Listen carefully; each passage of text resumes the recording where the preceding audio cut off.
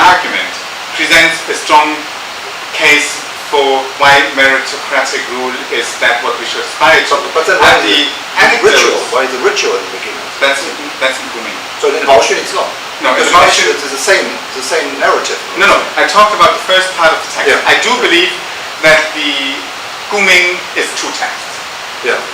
That's not so crucial for my argument, but I believe that we can say without being too daring that the Guming is two texts. And I don't mean the Kanwan Chagao that's at the end of Guming, but I mean the Guming itself. Yeah, but hold on. So the coup in intellectual terms of the Baoxun is in the first part of the text where the intellectual core of the text is being established. And that is what I read against then the what is being established in the Baoxun. Where the opposite case is being presented as the ideal case of rule. But didn't you just say that those texts, the Guming and the Baoxun, share this description of certain the adjectives, how to do these rhetorical figures, and how they make how they describe the death of the king. They are appearing in both texts. Yes. The washing and the ritual. Yes. So, but this ritual can be read as a case for hereditary rule. No. Sorry. Should be. Sorry. Something I misunderstood. Yes. Now I now see what's missing. That's my fault. So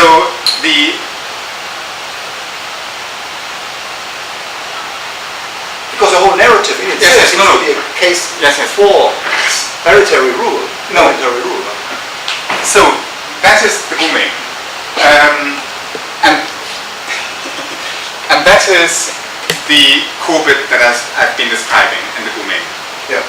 The ritual washing is here, but that's not the long description of a ritual narrative that I meant in the Guming. That is here. Okay. So the Guming has two ritual narratives. One is that appears in the same form in the Baoxun, and then in the second part of the text, the first part appears in both texts. The first part is identical in both texts, where I say that they use the same mold with different content. So one is King Cheng, one is King Wen. The long ritual is in the second part of the text, which I believe is a different text. But it makes sense to put the ritual into this text because it kind of gives the whole gravity to the position that is presented in the Guming. So I also don't want to say that everything in these texts is Zhangguo. The Neirong, the bits can be old. That I don't have any problems with. But the composition of the text as a text that takes old elements and makes a claim in the production of the text, I think is very much a Eastern Zhou formulation.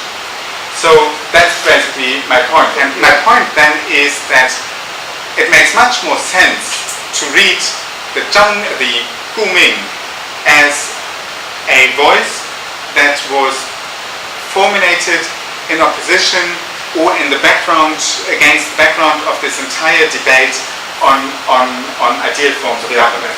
Because if we continue to read it as an Western Zhou text, the whole thing doesn't make sense as a story. We don't have a story.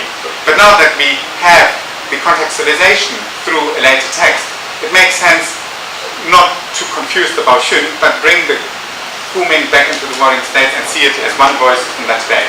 So once again, my question. If like the subcanto 1 appears in both texts, but subcanto 2 does not appear in the Baoxun. Pretty much after subcanto 1, the Baoxun ends. Yeah. Okay. But then where exactly do these two anecdotes appear in the Baoxun? I don't understand. No. Okay. How are they connected to this description? Yes. So the frame is identical, and the king's charge is that in the Baoxun, these are the two anecdotes, and in the Guming, this is a speech to the ministers. The structure is again very similar, but again the content is different. So in the Baoxun, you have anecdotes that you don't have in the Guming, but the structure of the formulation is similar. Okay. So what you have is again, sorry, that was. So this is rewrites, so it transfigures the narrative which we find in the Guming. Well, but the problem the Guming precedence over, then you follow the old narrative that you give the Guming precedence over the Baoxun, which I don't want to make. I don't want to say which one is older. I don't want to say Guming is older than Baoxun, and I also don't want to say Baoxun is older than Guming. We don't know. But what we can see is that both texts are pretty much part of the same political-philosophical debate. And I think that's pretty much what I want to say. Maybe there are more questions that we should accept a few more questions for clarifications of maybe I other would like to purposes. use Chinese to ask a question. Okay. 你这个透过了 to compare century tree to text 是我觉得非常 interesting and some of the arguments, most of the arguments are convincing. The Tsinghua script, right? 我想 Tsinghua script 是真的。The main point is was published in around 300 BC. But the original text 原来的最早的宝训吗？那宝训对，不可能的。它里头所讲的内容绝对不可能是比战国时代早的。那个尧舜的那个口头传的传统，这是非常是孟子的时候才看到的。不一定是孟子之后，但是就是战国时候才会看到的一些东西。那个不只是，但是不只是那个虞舜的内容，很多宝训里头所讲的东西都是战国时代的东西，所以纵然我们对于宝训没有稳固的一种看法，可以说它是从哪一幕来的，但是我们其实很清楚说，它大概是战国时候晚期的文章，写成在战国晚期的草稿上，所以这不算问题。所以那个宝训，纵然我们没有什么框架，可以说它一定是哪年的，它一定是哪地的，但是从当时的思维脉络，我们可以讲得很清楚，它就是战国末年、中末年，或是末中年的 text， 这是无疑。这是无疑的，所以从这方面，纵然我们没有一种很固定的框架，因为我们不知道它的目是在哪里的东西，但是因为它的内容是那么的清楚，所以我们可以用它来重新了解顾命的内容。因为什么读顾命比较难？因为它有那么长的传统，因为谁也一直不断的在讲它是西周的东西，所以忽然把它变成东周的东西，我们当然讲不下。但是现在我们有很固定的东西可以用来 contextualize， 中文怎么讲？脉络化脉络化那个顾命里头所讲的东西，忽然我们有一个故事可以讲，忽然我们可以了解，所以他是这么讲的。所以我们可以以宝训的这个，可以把宝训当作一种一个文类，一个对，纵然我们都没有什么框架，纵然我们不知道哪地，但是其实它比顾命还有稳定，所以我们可以说它一定是中晚年或是晚中年的战国时代的，所以重新再读那个顾命。就可以阐明了顾命其实是另外一回事。我的问题是你在事实上也191里 Sarah Allen 说那个阴阳的概念，不是 Sandy and Sunny， 不是一个 ordinary sense， 对，是一个比较 technical 的意义。对。但是他推算是400 BC。我有一点怀疑，这个400 BC 可能还没有这样，因为它那个阴阳跟顺义配合起来是非常 technical 的概念。对，那我那边也跟萨拉恩不同意，因为他觉得他里头所讲的营养是不是我们以后所看到的营养一种双词？他以为他真的是 sunny side and，但是这个在那个宝训的内容，这是无意的，这是不可以成立的。所以他那个营养的东西，不是他所说的早的东西，就是战国那时候的脉络的东西，就是营养的那个 technical term 中文技术性的。专技性，对，所以那个营养也可以利用来证明是我不喜欢这个字，可以做一个很强的 hypothesis， 那个宝训就是战国时代的东西，但是假如只有那个营养的话，那不够强。但是因为除了那个营养之外，还有那个尧舜的故事等等。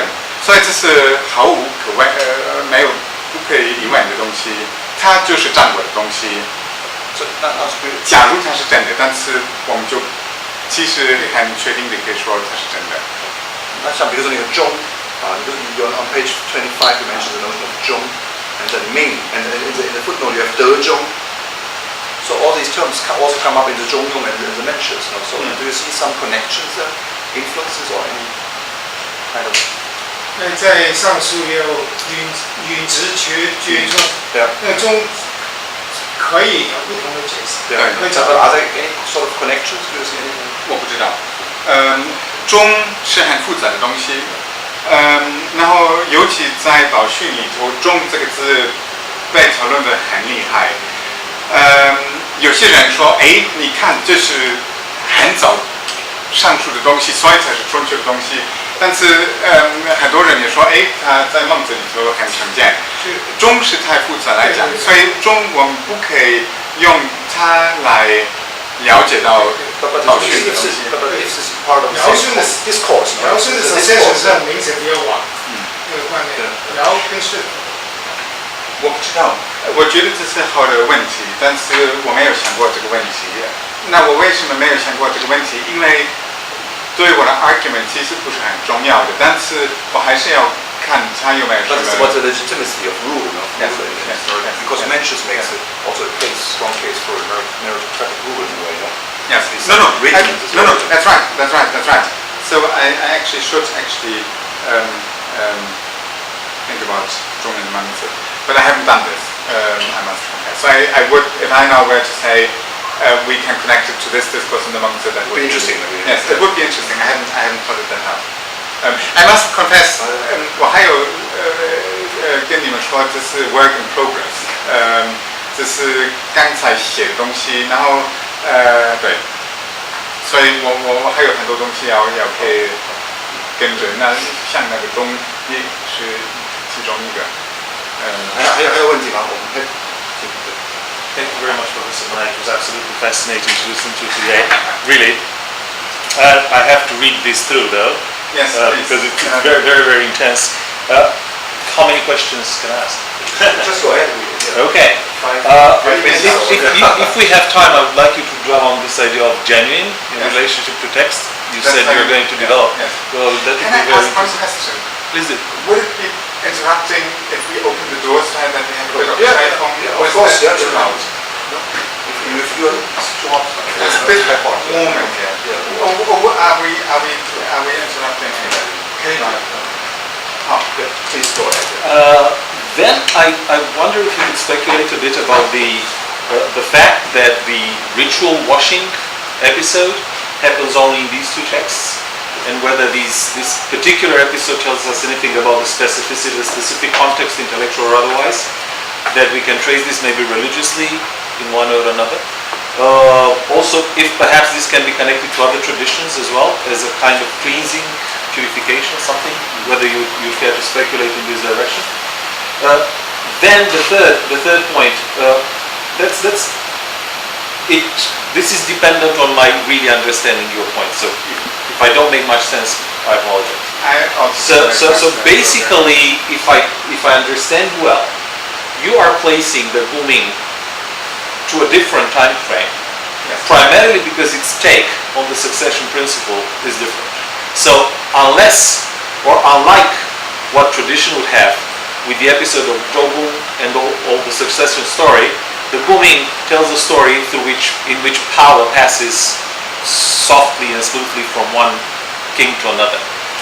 Now this is an essential legitimacy point, as a legitimacy creating point. However, it seems that everybody else who has worked on this text and who have placed, all these people have placed this text to really, except Gujera, to really, old times, have not noticed this or have not taken this as a story changer, because it seems to me that if we have this contradiction in narrative, in such essential historical narrative, foundational myth, if we have it, it should have been noticed and commented upon, because that would have changed the story. Maybe I'm wrong, maybe I'm wrong, I don't know. Then my fourth would relate Victor Shklovsky, Yes. and his take over here. Perhaps I didn't get it very well. In what sense the background or history should be brought into the discussion of this text? Which brings me back to my last for the moment. A general understanding of history as existing. Just wondering. History existing outside texts, outside the way texts frame it. Because, for instance, on page 3, you take us to a narrative of events relating to the history of the early Zhou. Now, my question would be: do we know this history then outside texts that make it into history? Very good point. I see where you want to go with So the last question. sorry for everything somewhat bad meant here. Thank you No, very much. especially the last question is a bit naughty, but that's fine, and that's why we're here. Well, to begin with the first question, I think this is an excellent question. I mean, why is there only the ritual washing in these terms put in these two texts? Obviously, there must have been a tradition of cleansing, but we have no good descriptions of that. We know that people would be washed before they die, but the term that's been used here does not appear anywhere else in Django materials, and that's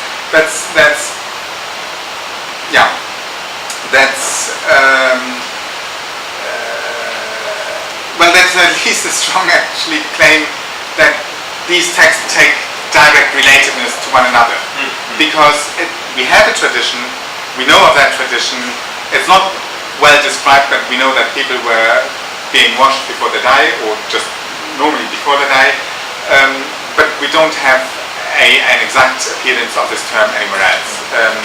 So I can't say much about that other than what I've just said. What that then, to your second question, tells us about the genuineness of these texts. Rather about the conceptualization of genuine in relationship to texts. Yes, well, the question of genuineness is a problematic one. I consider the Kuming as a genuine text, but not as a genuine Western Zhou text. Basically, everything that we have in the Shu and the Shangshu pretends to be earlier than it is. So the Shangshu texts all give us a story that they can't basically fulfill. They all present themselves as direct witnesses of a speech. Well, it is, first of all, technically very difficult to have these direct records of a speech if we think of these things, and the same is true of the Zhuang. So in that way, there is already, I mean, the Shangshu pretends to be something that it isn't. So it's basically texts that pretend to be earlier than they really are. But that does not make them not genuine. It just is a question of how you read the texts. I don't read the texts as a historian. I read the text as a historian of ideas. So I don't read the Guming as a source of actually what really happened when King Sheng died. But I read it as a source, what did later communities make of that event that was incisive?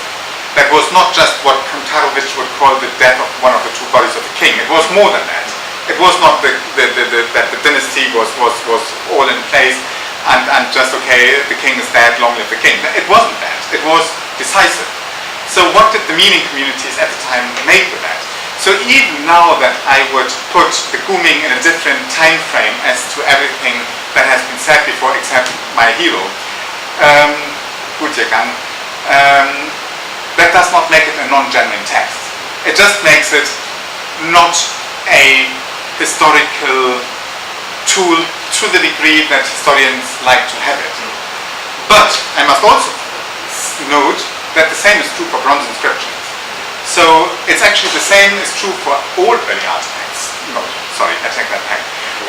The same is true for bronze inscriptions. Bronze inscriptions we all read as history. Well, I have a different take on that. So that much to the concept of genuine text. I should have noted down your other questions. One had to do with this question about the hereditary rule narrative as being completely contradicted by other narratives at the time. And yes. Well, first of all, I think your question was Viktor Shlikovsky and the background text. Viktor Shlikovsky, I can't say the name properly, but I have students who can do that. He would basically talk about literary productions that are being produced against a counter-text, a gegentext. But I think there is something to it.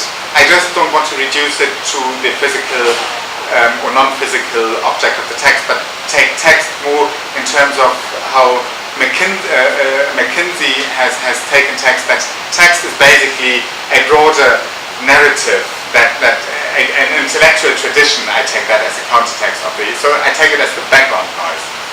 And when I talk about the background text of the Guming, I don't mean one particular text against which the Guming was taking position, at least when I talk about Shlikovsky, but as background noise, which the intellectual background noise against the Guming was produced. Well, because the Guming is so strange in its strong putting forward of hereditary rule, out of place time-wise, in a way, that I needed to reconstruct a story. How could we make sense of that strong claim of that? To the point that I say, actually, the better story is if we read it through the Baoxun. Now, has this been picked up by Chinese scholars who've been working on the text for the last 2000 years? I cannot say no, but I cannot say in particular where. But what you see is that when, especially in the past in traditional scholarship on the Shangshu, what predominantly occurs is that people look at language and language patterns and contextualize the Shangshu and its narrative according to the kind of language that appears. The Guming uses old language. There is no problem with that, and that's why I say the Neirong, Yokunaken Gulaude.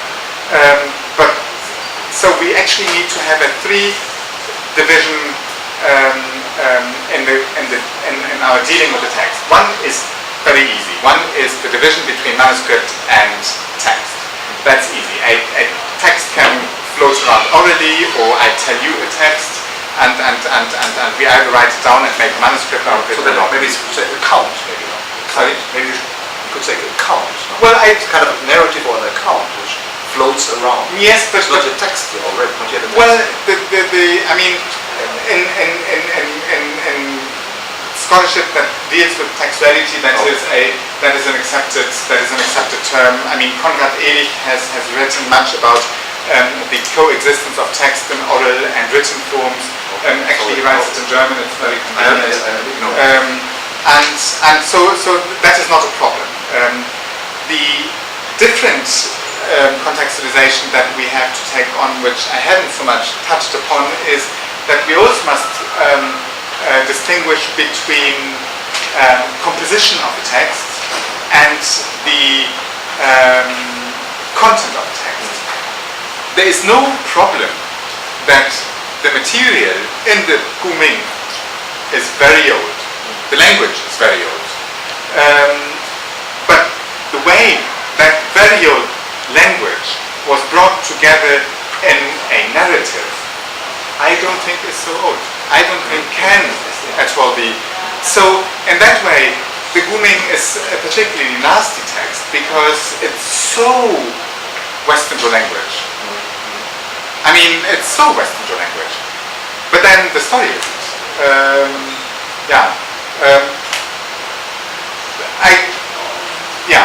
Then you had one more question, I believe, or maybe two. It connected this conceptualization of history. Right. And since I have the floor for 1 second, I would like perhaps to add one extra one. Yes, please. There is one episode, I don't remember if in the Kuming or in the Baoshin, in which there is something about writing down the instructions. Writing down, so the charge is oral in one of them. Yes. So I was wondering whether, by reading this, for instance, against other texts in the Shanshu, in connection to the oral written duality, perhaps this also tells us something. Yes. Well, that's a fascinating question, and I find this a fascinating thing to look at. What is interesting is that both the Kuming and Baoshun legitimize their existence. So they basically say, hey, this is why I'm here, this is why I text exists. And so what you have in both texts actually is it's better hidden in the Kuming, I admit, but you have in both texts an urge to explain why they are there. But that's not that is something that I would think, something that purports to be old but isn't so old, has more of a need to do so, but I don't want to make a strong point on that. But it is interesting that both texts have to stress, hey, this is why I'm here. It's not, sorry? And that is, this legitimization of their existence is striking, and that appears in both texts. It is even more striking in the Baoshun, where it actually says why it's been read. It really presents itself as a written text, and so in the Baoshun, even stronger, we can see, hey, I'm different from the rest of the Shanshu tradition, but I want to present myself as though I was Shanshu tradition. So I have to have a good story that I am here the way I am, and hence I give you that story. The Kuming does that. If you follow my argument and say, okay, the Kuming is perhaps later than it presents itself to be, has perhaps a more elaborate story in a way. The very interesting thing is one could complicate my complicated story by reading it through the Jingteng. And the Jingteng, which we also have in an excavated form and in transmitted form, does the same thing as the Baoshun, not with those patterns, but the same thing in that it legitimizes its physical presence on bamboo, which is striking. To my knowledge, there isn't any other Shanshu text that does so.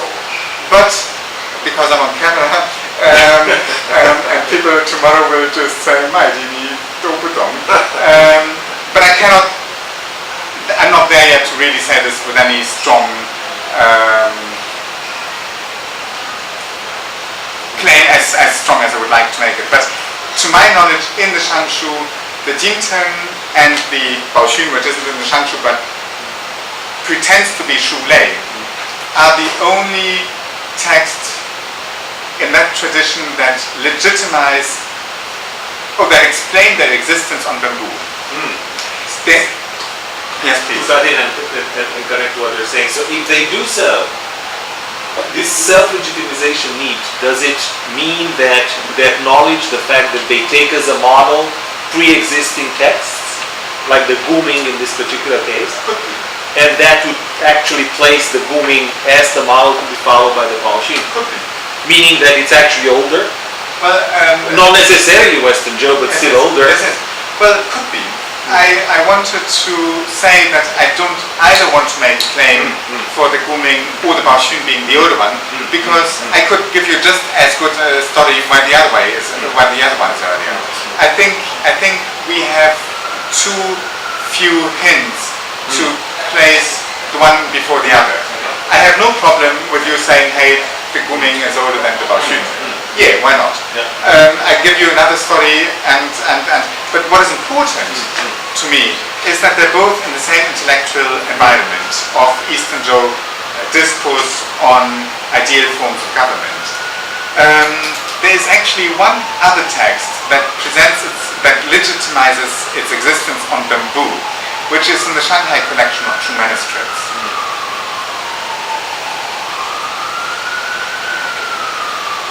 I know the title of the text when I'm back on the internet, because I cannot recall it.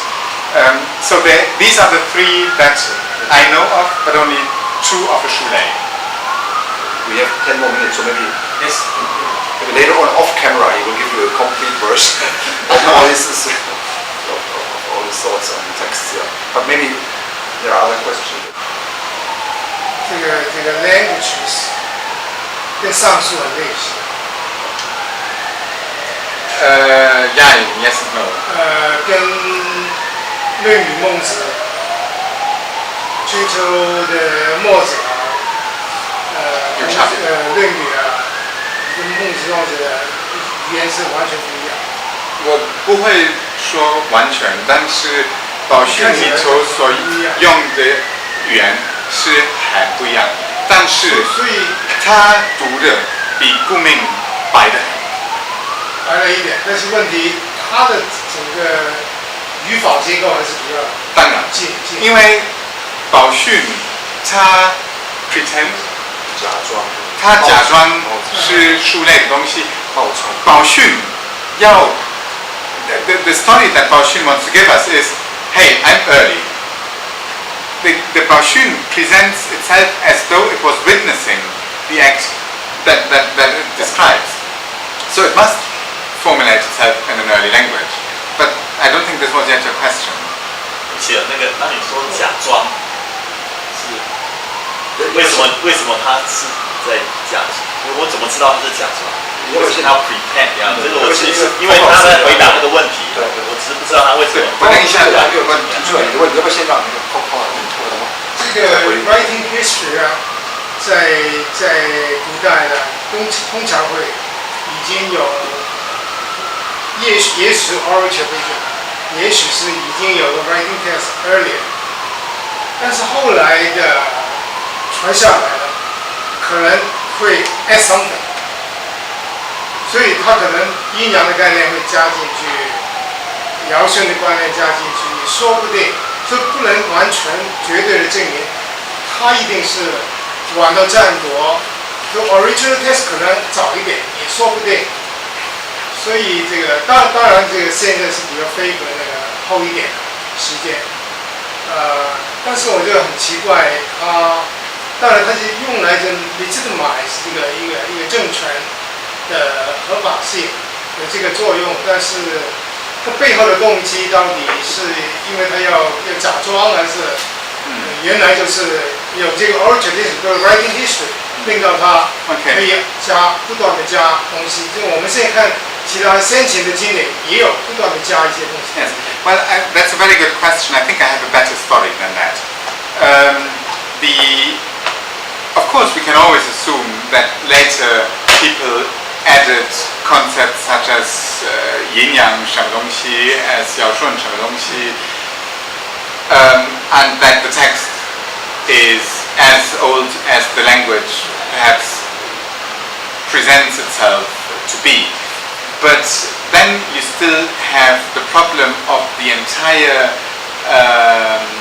content of the text that actually brings forward a very strong claim for meritocratic rule, which we know was only a warring states, or at least an Eastern Zhou a concept that did not exist beforehand. So in that way, you have actually, if I'm not saying this is your claim, but if you were to claim that, then you have a lot to answer in terms of how do we put this at all in the history of Chinese thinking. Whereas I think my story is much easier because, and here I come back to the Jiazhuang, the text was communicating to meaning communities. And the text would only work if the text can say, hey, I'm as old as this tradition. I am part of this tradition. And as part of this tradition, I can say we should all act in meritocratic rules. The text would lose its rhetorical power if it were to assume the form of a Zhanguo piece. Hence, for a text like Bao Xun, it's crucially important that it gives its readership, its audience, I shouldn't say readership, its audience, the presence of Western Zhou heritage, of tradition of which it was part. It would lose its entire shui fu li if it couldn't present itself as coated with tradition. So in that way, I have a much easier story to tell than you. I'm not saying that you're presenting this argument, than by saying, okay, it is actually an old text to which somebody later has added a few warring states concepts, because the entire content of the text is warring states thinking. And that can't be just done by adding. All right. So, and thank you very much, Dirk. Thank you.